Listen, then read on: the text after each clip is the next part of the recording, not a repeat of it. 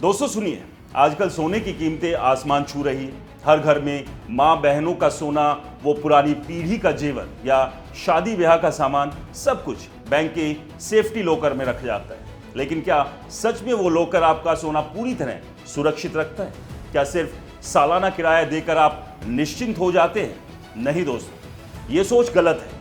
आज मैं आपको बताऊंगा फैक्ट्स, रिसर्च के साथ कि बैंक लॉकर की असली कहानी क्या है।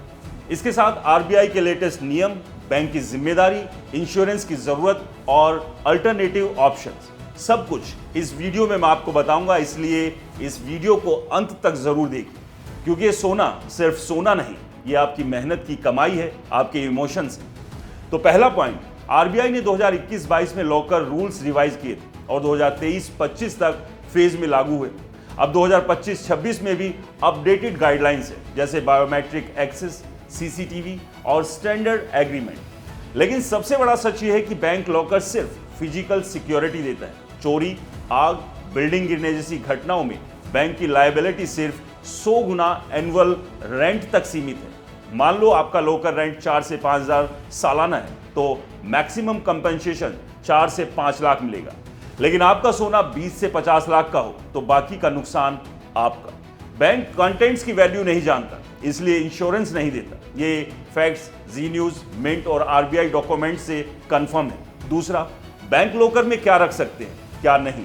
आरबीआई क्लियर कहता है, ज्वेलरी, डॉक्यूमेंट्स वैल्यूएबल रखो, लेकिन कैश, इलीगल चीजें, हैजर्ड्स मटेरियल बिल्कुल नहीं। कैश रखना प्रोहिबिटेड है। और सबसे इंपॉर्टेंट, बैंक ने कहा कि कंटेंट्स की कोई रिकॉर्ड नहीं रखते, इसलिए कोई रिस्क कवर नहीं करते। अगर नेचुरल डिजास्टर जैसे भूकंप, बाढ़, आंधी में कुछ हो जाए तो बैंक जिम्मेदार नहीं। सिर्फ बैंक की नेग्लिजेंस, स्टाफ फ्रॉड या सिक्योरिटी फेलियर पर ही 100 टाइम्स रेंट कंपनसेशन है। ये रूल्स सुप्रीम कोर्ट के ऑर्डर के बाद आए, ताकि पहले की तरह बैंक हाथ ना झाड़ सके। तीसरा, अब बात इंश्योरेंस की। बैंक लॉकर में सोना रखकर आप सोचते हो सब सेफ है, लेकिन फाइनेंशियली सेफ्टी नहीं।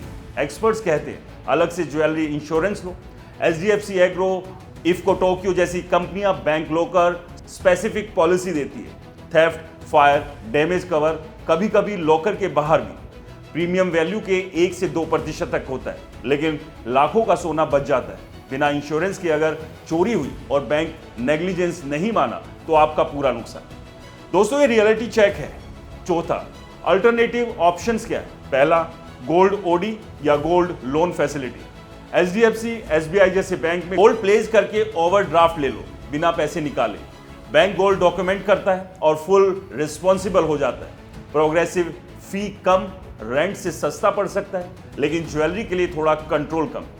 दूसरा, डिजिटल गोल्ड जैसे safe gold, MMTC, PAMP, augment 24 carat gold खरीदो।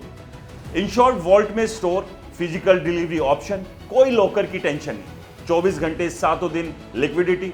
पांचवा, घर पर high grade electronic safe plus insurance.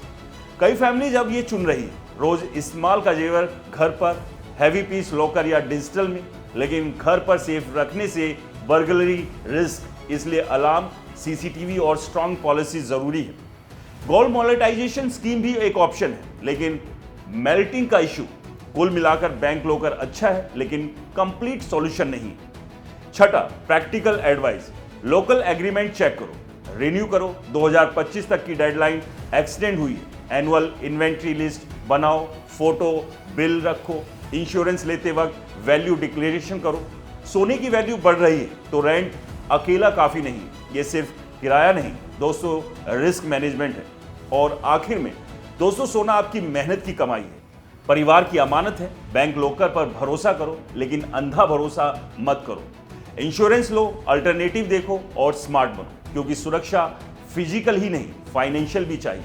अगर ये वीडियो अच्छा लगा तो इसे लाइक करें, शेयर करें और हमारे चैनल को सब्सक्राइब करना बिल्कुल ना भूलें। और दोस्तों, ये वीडियो जानकारी के लिए है, किसी भी तरह की इन्वेस्टमेंट की सलाह बिल्कुल नहीं है।